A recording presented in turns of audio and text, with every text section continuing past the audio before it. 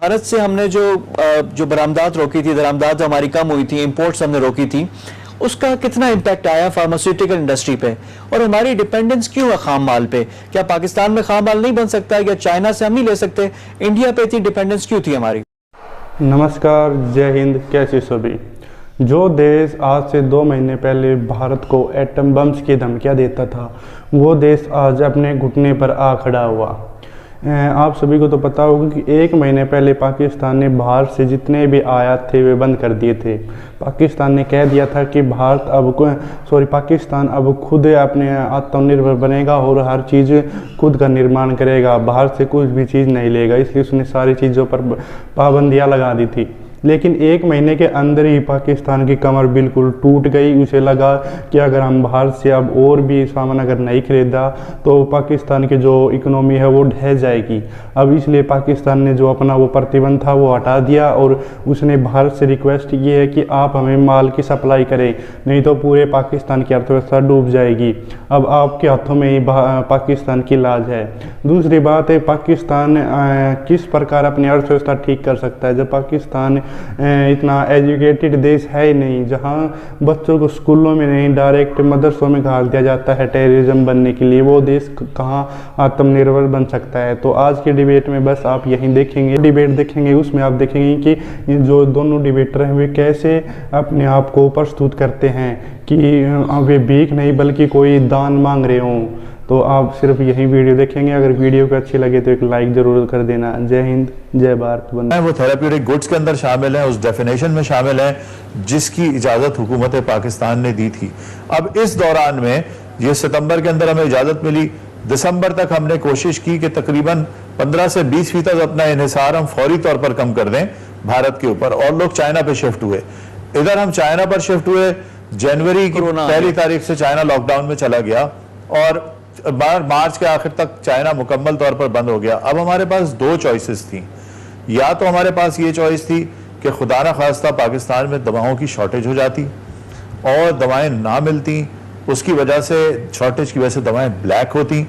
तो हमने जाहिर है कि इसको प्रेफर किया कि इस मुश्किल वक्त में हुकूमत और अवाम दोनों के लिए मुश्किल वक्त है कि दवाएं मौजूद रहें और उनकी कोई शॉर्टेज ना हो, उनकी कीमत के अंदर कोई इजाफा ना हो, कोई ब्लैक मार्केटिंग ना हो।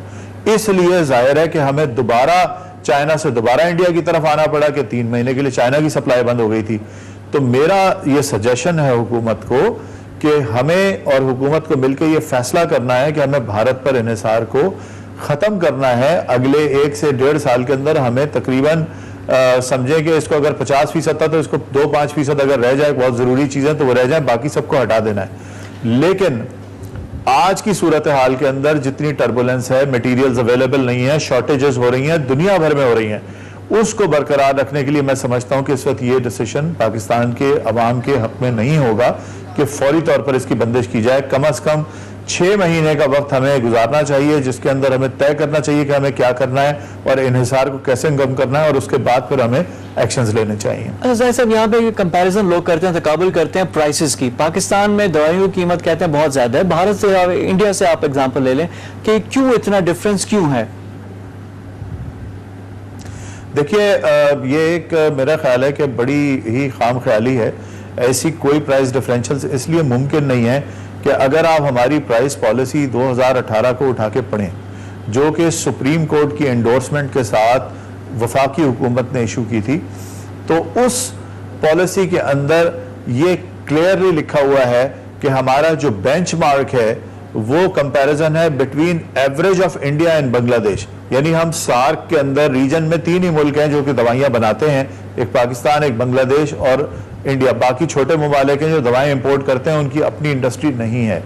तो हमने बेंचमार्क कर दिया कि जनाब अगर कोई चीज इंडिया में महंगी भी है और बांग्लादेश में सस्ती है, तो हमने कहा कि हम बेंचमार्क ये करेंगे उन दोनों का एवरेज, यानी महंगी वाली साइड को नहीं, अगर बांग्लादेश में महंगी है और इंडिया में सस्ती है तो एवरेज करेंगे हम उनका, उसमें से महंगे वाले को नहीं लेंगे।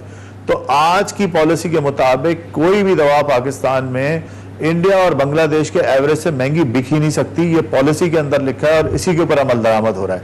ये अलग बात है कि हमारे यहाँ ये इंप्रेशन है, और एक चीज ये भी है कि क्योंकि जो भारत की करेंसी है उसके 1 रुपए के मुकाबले में हमारा तकरीबन 1 रुपया 80 पैसा बनता है तो खुद ब खुद वो आपको उसके अंदर डिफरेंशियल नजर आता है। लेकिन ये बेंचमार्क अपनी जगह बिल्कुल मजबूती से कायम है। इसलिए मैं यकीन दिलाना चाहता हूं कि मुमकिन ही नहीं है कि किसी भी ड्रग को आज प्राइस मिले पाकिस्तान में तो वो इन दोनों ममालिक से ज्यादा हो। अच्छा, अब एक और पॉजिटिव खबर जो कल जफर मिर्जा साहब ने, जो मुशीर सेहत है, उन्होंने भी कहा कि जो एक कोरोना के खिलाफ जो एक ड्रग है रेमडेसिविर, उसकी पाकिस्तान में मैन्युफैक्चरिंग अलाउ कर रहे हैं, यानी लाइसेंस अमेरिकन कंपनी है पाकिस्तान को दे रही है। ये कितना बड़ा ब्रेक थ्रू है पाकिस्तानी फार्मा इंडस्ट्री के लिए? मेरा ख्याल है बड़ी काबिल फ़ख्र बात है कि हमारी एक नेशनल कंपनी है फिरोज सन्स लेबॉर्ट्रीज, हमारे मेंबर भी हैं, और उन्होंने उनको गिलियड लाइफ साइंसेज जिन्होंने इस दवा को ईजाद किया है और उसका पेटेंट होल्ड करते हैं, उन्होंने फिरोज सन्स फार्मास्यूटिकल को इसका लाइसेंस इशू किया है। और फिरोज सन्स पहले भी उनके पार्टनर थे दीगर अद्वियात के अंदर, और उन्होंने उन्हीं के साथ इस पार्टनरशिप को एक्सटेंड किया है। तो इस रीजन में इंडिया और पाकिस्तान को, यानी हमें पाकिस्तान को इंडिया के बराबर रखा गया है कि वहाँ भी लाइसेंसिंग हुई है और पाकिस्तान में भी लाइसेंसिंग हुई है। मेरा ख्याल है इसके नतीजे में न सिर्फ ये होगा कि पाकिस्तान में रेमडेसिविर जो है वो निस्बतन सस्ते दामों में कंपेयर टू जो वो अमेरिका में मिलती है, यूरोप में, उसके मुकाबले में सस्ते दामों में पाकिस्तान में मिल सकेगी। बल्कि ये भी होगा कि पाकिस्तान में अगर ये बनेगी तो पाकिस्तान से इंशाअल्लाह ताला इसकी एक्सपोर्ट भी होगी। ये पाकिस्तान इंडस्ट्री के लिए बहुत खुशाइंद है, और ये इस बात का सबूत है कि अब इंटरनेशनल स्टैंडर्ड की जो इंटरनेशनल कंपनीज हैं वो समझती हैं कि आज पाकिस्तान की फार्मा उस स्टेज पर खड़ी है जहां पर वो इंटरनेशनल क्वालिटी को इंश्योर कर सकते हैं। साहब, बजट की भी आमद है, बजट के क्या प्रपोजल्स हैं कंक्रीट, यानी पाकिस्तान कैसे रेवोल्यूशनाइज कर सकता है अपनी फार्मा इंडस्ट्री को? अब देखिए बेसिक लेवल की चीज़ें हैं जी, जो स्नेक सेरा था वो नहीं बना सक रहे थे, एंटी रेबीज वैक्सीन नहीं थी, अब NIH ने शुरू कर दिया है। तो पाकिस्तान अपनी जो खाम माल में जो हमारी डिपेंडेंस है चाइना या इंडिया दोनों पे, उसको हम कैसे दूर कर सकते हैं? जो बुनियादी चीज़ें हैं वो क्या क्या हम करें ताकि हमारी फार्मा इंडस्ट्री खुद कफील एक तरह से हो जाए और हम पूरी वर्ल्ड मार्केट में अपना हिस्सा भी करें? तो बजट प्रपोजल भी और ये इंडस्ट्री के लिए भी फाइनल वे आउट क्या है? देखिए, मैं ये समझता हूँ कि पाकिस्तान में फार्मा इंडस्ट्री को कभी इंडस्ट्री समझा ही नहीं गया। आज हमारे पास 800 यूनिट्स हैं, हम तकरीबन $300 मिलियन प्लस की एक्सपोर्ट कर रहे हैं, लेकिन हमें एक्सपोर्टिंग सेक्टर्स में नहीं रखा जाता। जब 5 एक्सपोर्टिंग सेक्टर्स की बात की जाती है पाकिस्तान में, ये 50 साल पुरानी लिस्ट है, हम उसी को रोए जा रहे हैं, जबकि वो एक्सपोर्ट हम नहीं कर पा रहे। आज मैं किसी के खिलाफ नहीं हूँ, अल्लाह करे सब इंडस्ट्रियल सेक्टर्स तरक्की करें, उस 5 एक्सपोर्टिंग सेक्टर्स में तो उठाएं, तो $75 मिलियन का कारपेट सेक्टर है, उसको आपने एक्सपोर्ट में रखा हुआ है। एक फार्मा कंपनी $75 मिलियन की पाकिस्तान में एक्सपोर्ट करती है, अकेली एक फार्मा कंपनी। आप फार्मा को एक्सपोर्टिंग सेक्टर में नहीं डालते, उसको वो मराहत नहीं देते।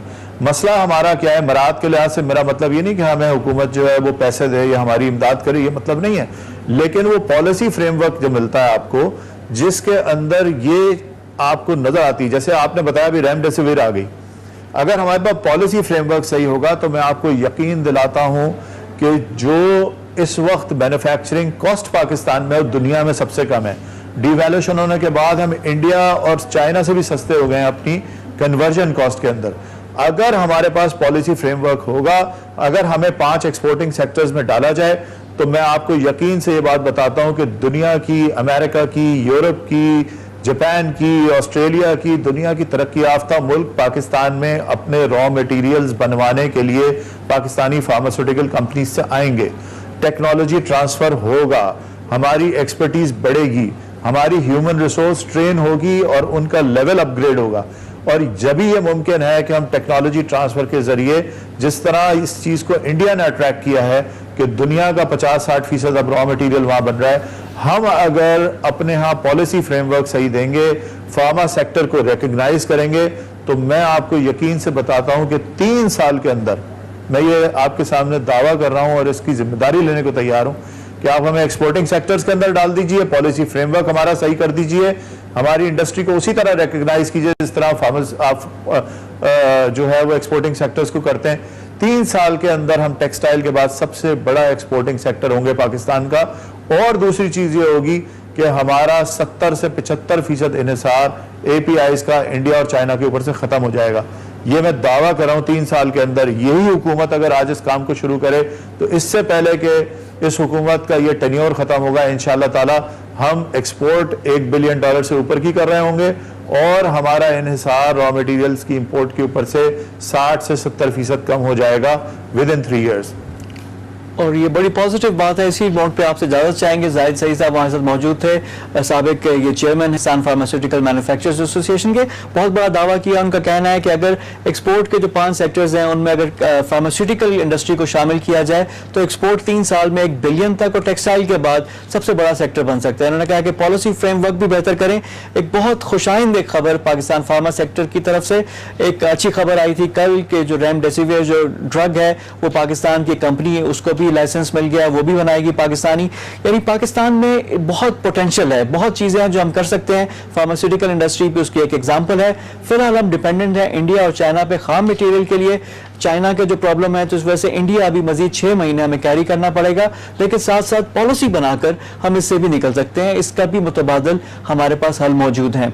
मजीद उन्होंने ये कहा कि कोविड का भी जो इम्पैक्ट है वो फार्मा इंडस्ट्री पे भी है, लेकिन पाकिस्तान की फार्मा इंडस्ट्री इतनी रिजिलियंट है कि इसका मुकाबला कर सकती है। नमस्कार। तो देख लिया कि आपने किस तरह पाकिस्तान अपने घुटनों पर फिर आ गया है। जो देश हमें बात बात पर एटम बम्स की धमकियाँ देता था, जो भारत को धमकाता था, वो देश 1 महीने के अंदर ही अपने घुटने पर आ गया। उसने बाहर से फिर से अपना जो आयात है वो चालू करवा दिया। अब उसे महसूस हो चुका था कि अगर ज़्यादा दिन हम भारत से सामान नहीं खरीदेंगे तो पाकिस्तान की अर्थव्यवस्था पूरी तरह नष्ट नाबूद हो जाएगी, पूरी तरह मिट्टी मिल जाएगी। इसलिए उसने ऐसा कड़ा फैसला लिया। और पाकिस्तान ने जो फैसले लिए है, पाकिस्तान बहुत पहले ले सकता था, लेकिन पाकिस्तान यह दिखाना चाहता था कि हम भारत के बिना भी जी सकते हैं, लेकिन ऐसा न हो सका, क्योंकि पाकिस्तान की जो भी चीज़ें जाती हैं उसमें से 70% उसे भारत ही इंपोर्ट करता है। बाहर से ही जाते हैं, चाहे आप उसे आलू ले ले, टमाटर ले ले, यहाँ तक कि पेट्रोल भी भारत की काफ़ी मात्रा में जाता है। रही दूसरी बात है, जो पाकिस्तान कहता है कि हमें 1 साल के अंदर इतना आत्मनिर्भर हो जाना है कि हम भारत से ये चीज़ें न खरीदें और खुद अपने वहाँ पर बनाने लगे। तो मैं पाकिस्तान को बताना चाहता हूँ कि आप सिर्फ टेररिज्म बनाने के लिए पैदा हुए हैं और आप सिर्फ उसे ही बनाइए, और भारत का मकसद सिर्फ उस टेररिज्म को ख़त्म करना है। आपके वहाँ कुछ बस की बात है नहीं, क्योंकि बनाने के लिए आपको शिक्षा की ज़रूरत है। शिक्षा के लिए सबसे पहले आपको स्कूलों में जाना होता है, लेकिन आप पैदा होने के बाद अपने बच्चों को मदरसों में घाल देते हैं एंड वहाँ पर आपको ऐसी उल्टी सीधी शिक्षा दी जाती है।